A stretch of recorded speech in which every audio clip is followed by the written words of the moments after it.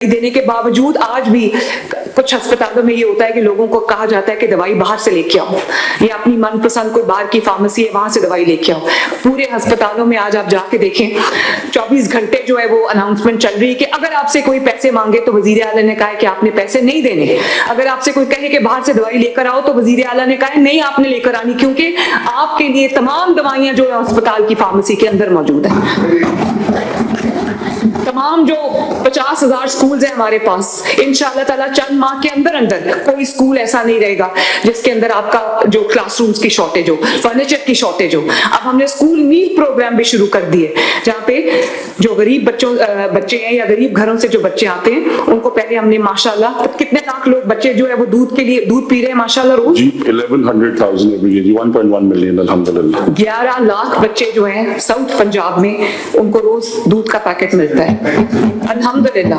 और बहुत सारे स्कूल्स में लंच भी उनको हम सर्व कर रहे हैं और हम इसको बढ़ाएंगे इंशाल्लाह ताला। सिर्फ लाहौर में 70,000 बच्चों को लंच दे रहे हैं हम। बिल्कुल, लाहौर में सिर्फ 70,000 बच्चों को जो है हम लंच दे रहे हैं। इसी तरह जो हमारे स्पेशल चिल्ड्रन हैं, तकरीबन हमारे पास 45,000 है अक्रॉस पंजाब, उनके हर शहर में हमने स्पेशल अफराद का एक सेंटर ऑफ एक्सेलेंस बनाया और उन बच्चों को भी हम दूध और फोर्टिफाइड बिस्किट्स रोज के दे रहे हैं। और उसमें हमारी जो एनरोलमेंट है वो हमारे रेगुलर स्कूल्स में भी बढ़ गई है और जो हमारे स्पेशल चिल्ड्रन है उनकी भी एनरोलमेंट जो है वो बढ़ गई है।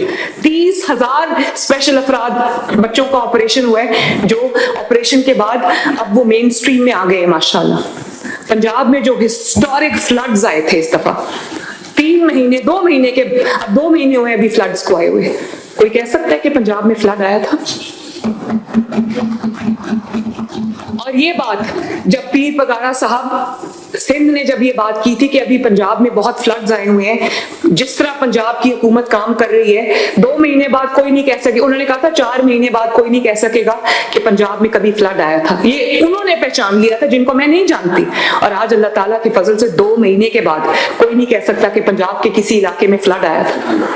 और ना सिर्फ ये कि अल्हम्दुलिल्लाह 5 मिलियन अफराद को महफूज मकामात पर टाइमली पहुंचाया गया, उनकी इवैक्यूएशन की गई, उनको जो है वो रेस्क्यू किया गया। पंजाब की पूरी हुकूमत ने, चाहे वो रेस्क्यू 1122 हो, चाहे वो पुलिस हो या वो एडमिनिस्ट्रेशन हो शहरों की या वो कोई भी हो, जिस तरह से पंजाब की हर डिपार्टमेंट ने यकजान होके एक हुकूमत बन के, एक यूनिट बन के काम किए, दूसरे सूबों के लिए एक मिसाल है बहुत बड़ी माशाल्लाह। और आज अगर तारीख का सबसे बड़ा सैलाब था तो तारीख का सबसे 1 महीने के अंदर अंदर वो 5 से 6 मिलियन अफराद का सर्वे किया गया और 1 महीने के अंदर अंदर उन सब का हक उनके दरवाजे पे पहुंचाया गया माशाल्लाह। किसी से मैंने हाथ नहीं फैलाया और मेरी इस बारे में जो कुछ गर्मा गर्मी भी होगी, लेकिन मैंने पंजाब के अवाम की इज्जत नफ्स का ख्याल रखा। बहुत आसान बात है कि आपकी जो आपके मुल्क में मुसीबत आ गई है तो आप दुनिया के सामने हाथ फैलाना शुरू कर दें। नहीं, पंजाब के अवाम के वसाइल से हमने पंजाब के अवाम के हक उनको दिए माशाल्लाह। और अगर जो वसाइल आपको मिलते हैं वो अगर आपके अवाम के वसाइल अवाम पर खर्च नहीं होंगे तो वो कहाँ खर्च होंगे? और जहां पर अवाम के वसाइल अवाम पर नहीं खर्च हो रहे, उन लोगों को अपने हुक्मरानों से सवाल करना चाहिए, उनको पूछना चाहिए कि हमारे वसाइल जो है वो कहाँ हैं। तो मैं स्मॉग आप देखें, दुनिया हैरान है कि स्मॉग किधर गई 1 साल के अंदर अंदर। मैं ये नहीं कहती कि सब कुछ ठीक हो गया, लेकिन पिछले साल और इस साल का आप मुकाबला कर लें। पिछले साल जो हमारी फिजा थी, हमारा होराइजन था, वो बहुत पोल्यूटेड था, नजर आता था, बहुत नीचे तक जो है वो स्मॉग की एक पूरी लेयर आई हुई थी। अब आप पिछले साल के स्लाइसेस उठा के देख ले, इस साल के देखिए, जमीन आसमान का फर्क है अल्लाह ताला के फजल से।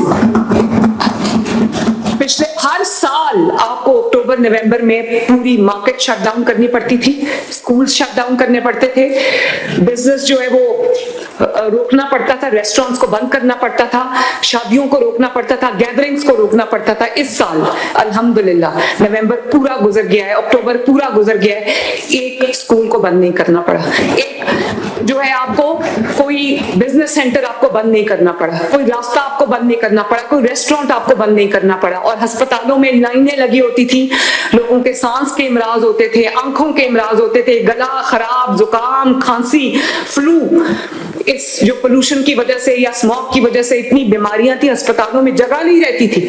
आज अल्लाह ताला का आप देखो शुक्र कि अस्पतालों में कोई लाइन नहीं लगी हुई, अस्पतालों में कोई मरीजों की क्यों नहीं है, क्योंकि एक हुकूमत थी जिसने अवाम का सोचा, जिसने अवाम के लिए दिन रात जो है वो एक की। और ये दूसरे सूबे भी जो हैं वो ये सब देख रहे हैं। अब हरीपुर हजारा में आपको वोट पड़ा है, मुस्लिम लीग नून को वोट पड़ा है, मुस्लिम लीग नून ने घुस के उनके घर में उनको मारा है, उनके घर में उनके नैरेटिव को शिकस्त दी है, उनके घर में कैदी नंबर 804 को शिकस्त दी है। कैसे? ये अल्लाह ताला के फजल से ये तभी मुमकिन हुआ है जब आपके पास एक एग्जाम्पल थी लोगों को बताने के लिए कि केपीके की अवाम किस खिदमत से महरूम है, उनको समझ आ गई है।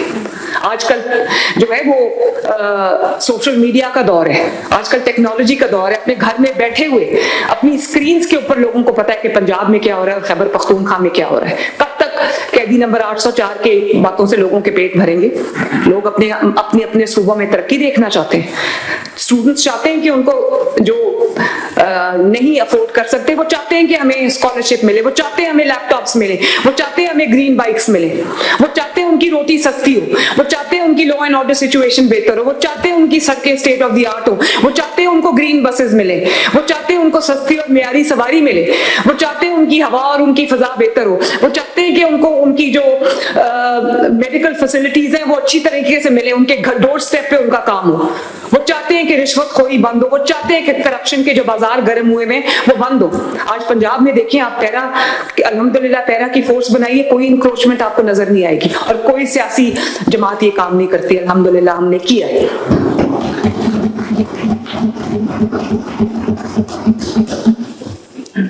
और ये हमें बातें ना सुनाएं कि हमने बॉयकॉट किया हुआ था, तुम्हें जीतने का पता होता तुम कभी बॉयकॉट ना करते।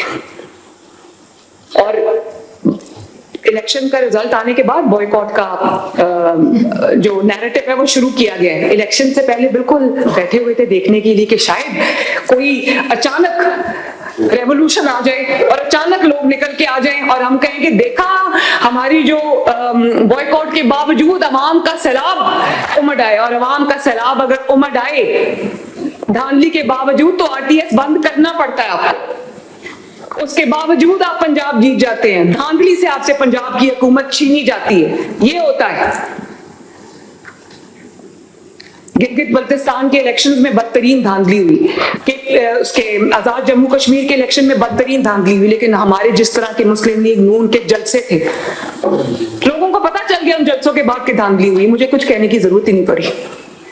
दस्का के इलेक्शन में धांधली हुई, जब धुंध छाई दुनिया ने देखा, उनके हलक से इलेक्शन निकल आया। ये होती है सियासी जिद्दोजहद। सियासी जिद्दोजहद जो है वो जीतने के लिए नहीं होती, वो अपने आप को मनवाने के लिए होती है, अपना लोहा मनवाने के लिए होती है। अगर पॉपुलैरिटी है तो फिर साबित करनी होगी। मियां वाली से मुस्लिम लीग नून जीती है माशाल्लाह। मियां वाली, क्योंकि मियां वाली से एक शख्स निकला, जैसे भी वजीर आजम बना धांधली से ही बना, फैज ने बनाया लेकिन बना तो सही ना। वो बाबा जी जो डैम वाले थे उन्होंने बनाया लेकिन बना तो सही ना। उस मियां वाली में जब मैं गई तो मुझे पहली दफा जब चीफ मिनिस्टर बन के गई मुझे लगा मैं पत्थरों के जमाने में आ गई।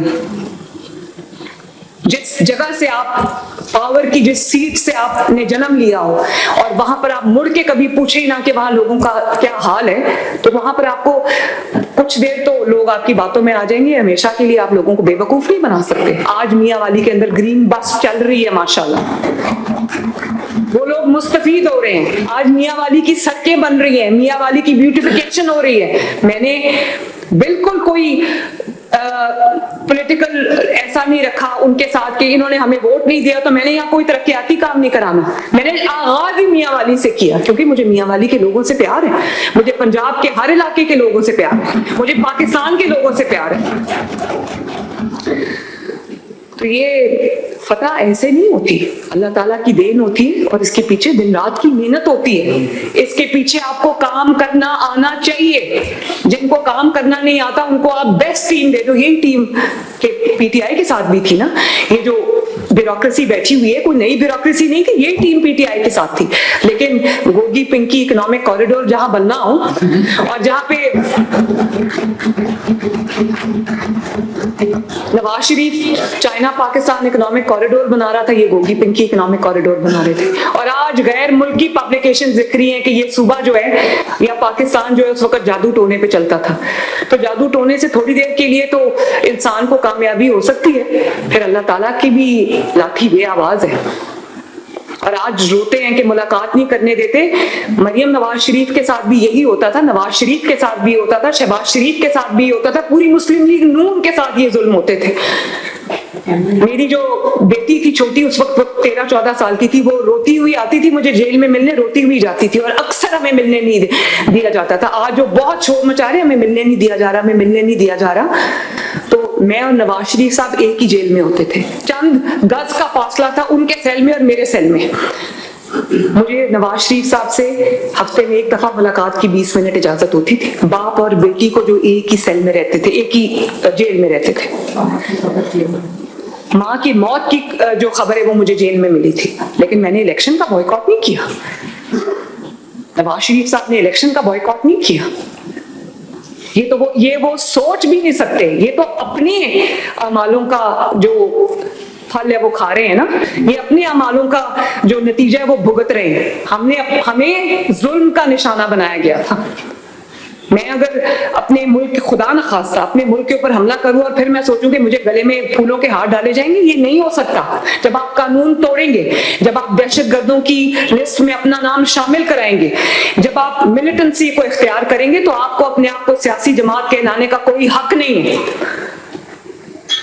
आपने धांधली की, आपको फिर भी चलने दिया गया। आपने पीछे से पूरी जो तोड़ जोड़ करके आपने लोगों को इलेक्शन हरवाए, उनकी इज्जत उछाली, उनकी पगड़ियां उछाली, आपको किसी ने कुछ नहीं कहा। जिस the day you attack your own country, उस दिन से आपका डाउनफॉल शुरू हो गया। और आज लोग बहुत मुतमिन है, जो हमें पीएमएलएन को हर हिस्से में, हर हल्के के अंदर एक्स्ट्रा वोट पड़े हैं, ये सारे वो वोट हैं जो टूट के वहां से यहाँ आए। और धांधली जो है वो 1,40,000 पीएमएलएन है और वहां पर 10,000 है। तो ये धांधली नहीं होती, धांधली 5, 6, 7 हजार की होती थी, जैसे हमारे साथ होती थी डस्का के इलेक्शन में, वजीराबाद के इलेक्शन में, उसको धांधली कहते हैं। धांधली जो है वो 90-10 का फर्क नहीं होती। और मैं पंजाब के अवाम की दिल से शुक्रगुजार हूं कि उन्होंने खिदमत को कबूल किया। उन्होंने नवाज शरीफ की जो आइडियोलॉजी थी उसके ऊपर अपनी मोहर सख्त की और उन्होंने झूठ की, मुनाफिकत की और साजिश की सियासत को हमेशा के लिए दफन कर दिया। अल्लाह ताला का बहुत शुक्र है। तो अब हम अपने काम की तरफ वापस आते हैं। आप सबकी बहुत बहुत मेहरबानी। अब हम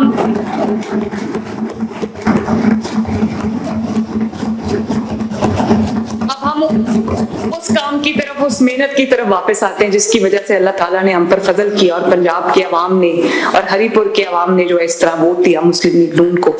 तो हम उसी चीज पे वापस आते हैं। जी, थैंक यू वेरी मच। पूरी, मैं ऑनेस्टली ये हमारा जो पूरी टीम की मेहनत है इसमें, और ये अवाम की फतह है, इसमें कोई शक नहीं है कि ये अवाम की तरक्की की फतह, उनकी बेहतरी की, उनकी भलाई की फतह है। और मुझे खुशी है इस बात की कि अवाम को इस चीज का एहसास है कि जो उनकी निजात है, उनकी जो बका है, उनका जो फ्यूचर है वो परफॉर्मेंस के अंदर छुपा हुआ है। जो व्हील चेयर्स पे कल आए हैं, वो बूढ़ी खवातीन जो मुश्किल से चल के जो पोलिंग स्टेशन तक आई हैं, वो बुजुर्ग अफराद जिन्होंने कहा हमने तो नवाज शरीफ को वोट देना है क्योंकि उसने काम किया है, उन तमाम नौजवानों को जिन्होंने काम को वोट दिया है, उन तमाम खवातीन को जिन्होंने एक महफूज पंजाब को वोट दिया है, मैं उन सब का तहे दिल से शुक्रिया अदा करना चाहती हूँ। Thank you.